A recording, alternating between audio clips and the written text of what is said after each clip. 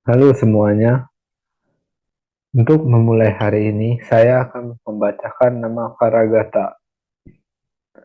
Arahang sama sambudo bagawa budang bagawatang abiwademi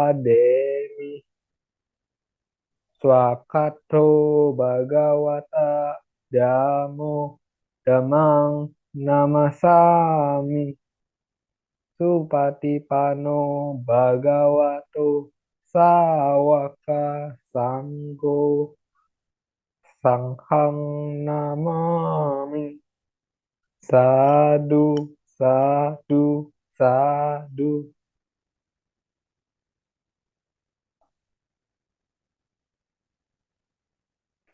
Saya akan sedikit bercerita tentang Jataka yang berjudul Ayah Citabata Jataka nomor 169. Pikirkan tentang kehidupan setelah ini dan seterusnya. Kisah ini diceritakan oleh seorang guru ketika berada di Jetawana mengenai persembahan korban karena sumpah yang diucapkan kepada para dewa. Menurut cerita yang disampaikan secara turun-temurun, dewasa ini penduduk yang melakukan perjalanan untuk berdagang biasanya membunuh makhluk hidup dan mempersembahkan mereka sebagai korban pada para dewa dan memulai perjalanannya setelah mengucapkan sumpah seperti jika kami kembali dengan selamat dan membawa keuntungan, kami akan membunuh korban yang lain untukmu. Saat mereka kembali dalam perjalanan itu dan membawa keuntungan, pikiran bahwa ini adalah karena bantuan para dewa, sehingga membuat mereka membunuh lebih banyak makhluk hidup dan mempersembahkan korban-korban itu agar bebas dari sumpah yang mereka telah ucapkan. Saat para biku mengetahui hal ini, mereka bertanya pada Sang Bagawa, apakah ada kebaikan dengan melakukan hal ini, Bante? Sang Bagawa pun kemudian menceritakan kisah kelahiran lampau ini. Sekali waktu di desa Kasih, seorang penjaga sebuah desa kecil membuat janji untuk memberikan korban kepada dewa pohon. Saya akan bersumpah membunuh jumlah makhluk hidup setelah kembali.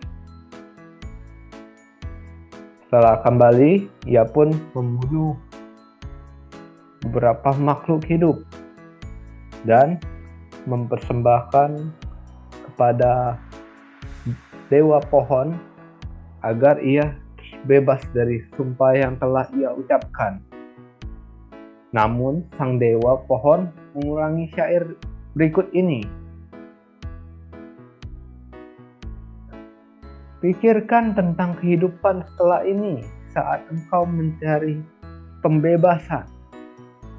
Pembebasan yang sekarang ini bukanlah pembebasan, melainkan suatu ikatan. Tidak dengan cara demikian, ia yang bijaksana dan penuh kebaikan diri mereka sendiri.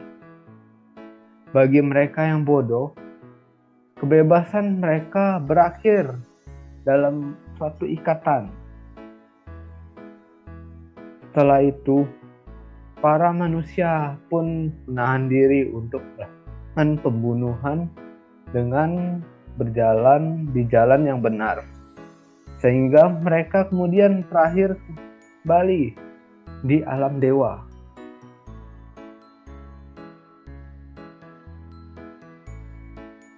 Saat uraian ini berakhir, sang guru mentautkan kedua kisah itu dan menjelaskan tentang kelahiran itu dengan berkata, "Saya adalah dewa pohon pada masa itu." Sekian cerita dari saya yang dapat sampaikan.